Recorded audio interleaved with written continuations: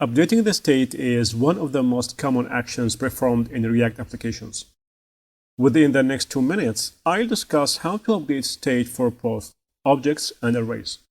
So let's begin with the first case, updating an object.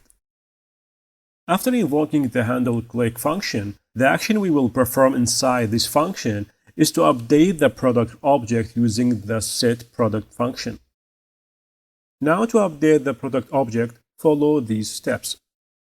Make a copy of the product object using the spread syntax. Then override the name property with the new value, which in this case is laptop. Now, as you can see, the JSX part will update to the new value. That's it. Now let's move on to updating an state object. In this case, we will use the same approach as before.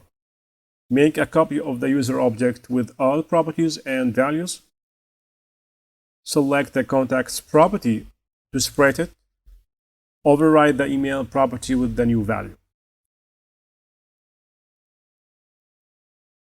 Now let's move on to the next part, which is updating an array. In the first case, we need to add a new element to our array.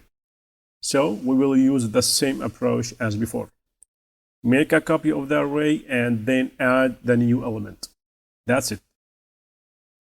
In the second case, to delete an element, we use the filter method to carry out this action. The filter method gives us all the elements that don't equal 3, which are 1 and 2. Okay? Now the third case is updating a specific element. In this case, we use the map method.